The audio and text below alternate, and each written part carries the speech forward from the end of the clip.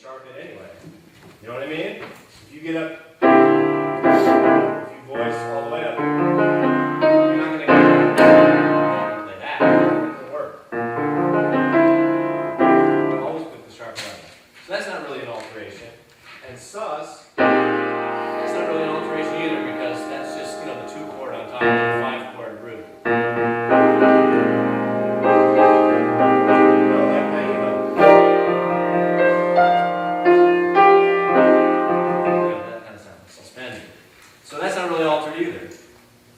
So really the key note is the 13th. Is it natural or is it flat? Okay, so look, example 1. And a natural 13th. It's diminished. But the next one, 13 is flat. In nomenclature it usually says sharp 5, but sometimes it says flat 13. It's the same thing. That's when you use the diminished whole tone sound, right? If you were to play a scale, that's not diminished.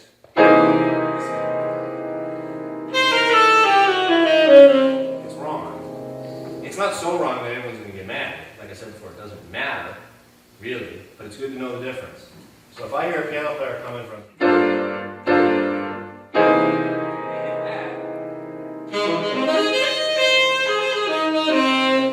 right in there on that triad, that A flat triad, which makes the sharp 9, sharp 5 sound.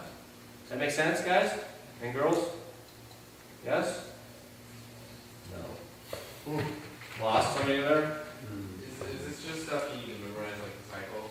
Like, just drill like that? You have to sit down at the piano and play 1, 3, 5. I mean, yeah, 1, 3, 7. Because look, if you have the bass player playing the root and the piano player is playing the root,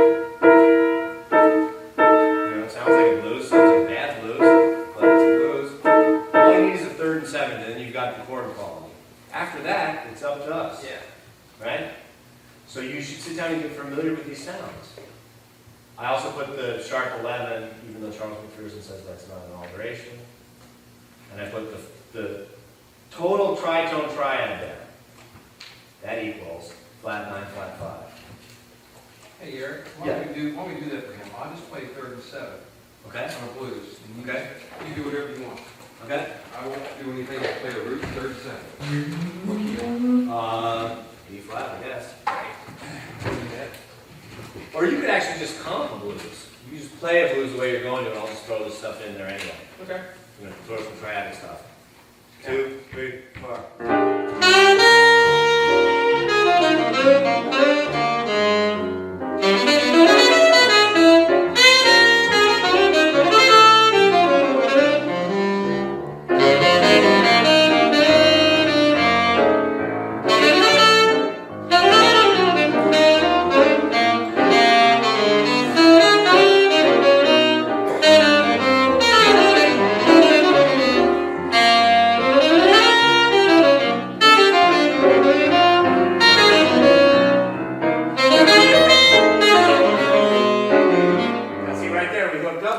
Before that, we hadn't hooked up, but I heard him play that. I heard him play 2 dominant 7 with sharp 9, sharp 5, right? Vanilla the whole time. Yeah. Before that, I was throwing the stuff on top, but right there I heard him. I didn't know what I was going to play for that because I was just throwing triads in at random. And that's what I'm talking about. It didn't really matter. It just sounded kind of weird, but I heard it and I said, oh, okay, I'm going to get on that one. So that's the kind of thing you want to start getting yourself used to. Like, did you like memorize like two major equals or? Well, I can't tell you how I practiced, what mnemonic, I can't get this word right, mnemonic device I used. Anything that works for you is good, but the point is it's just repetition, repetition, repetition until you're able to get these sounds in. Can you play tune-up for a second? It might even be easier if you take a tune like tune-up where you just have 2, 5, 1, and then 2, 5, E minor, A, B.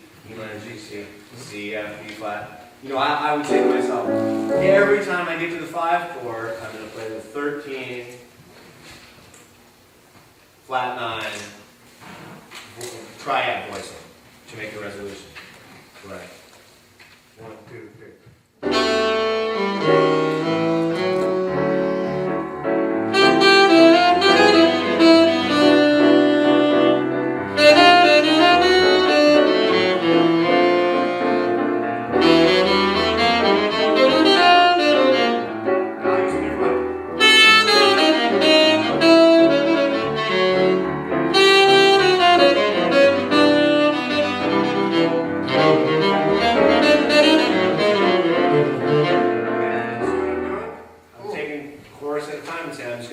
plug this in every time.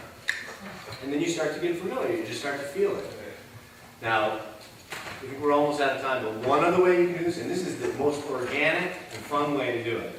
Let's say you have 2, 5, 1, 6, 2, 5, 1, 6. Very typical, like a tag at the end of a tune. Or, that kind of progression is occurring in 90% of the tunes we have out there. But you just pick a key. So I'll say, all right, I'm in concert E flat. So I'm going to go F minor, B flat, E flat, C. But instead of E flat, sometimes I might go to G minor instead, right? I might go 2, 5, 3, 6, 2, 5.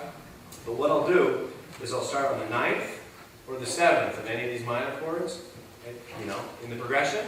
And then I just try to go up a half step from that note or down a half step and find an altered triad that I can get from that point. And it's the most organic way to work on it. So like 1, 2, 3, 4.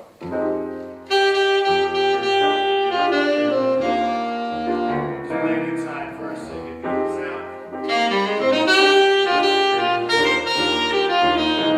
Now we go.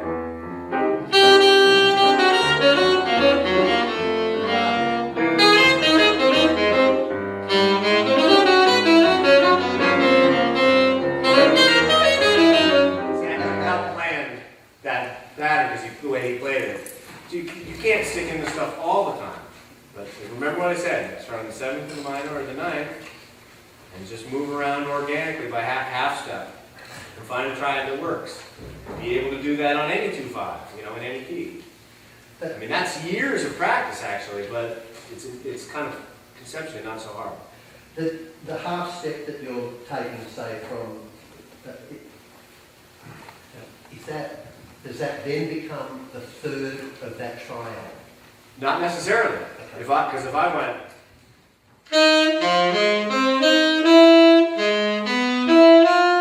that became the root of a tritone triad. I played G minor and 7 on the top. F sharp, I'm playing F sharp triad instead of C, 7, then I'm on the 7th of A minor. But the F sharp is the third of the C, that's the substitution, right? Instead of the 7. No, the F sharp is the root, it would have been the sharp 11 of C. Yeah, sharp 11, right. Okay. Yes. Yeah. Hey, for that matter, you start on the 11th of the minor. You can move from there too. Play that one more time, Mike. 2, great. So that's giving me another triad. Then I am on the third of that triad. Yeah, right. You're singing right into concert B major triad there. Yeah, that's a very organic way to practice, so it's slowly. Okay? And the rest of the handouts, that's stuff that we've basically gone over. That's just to refresh your memory and give you some such practice.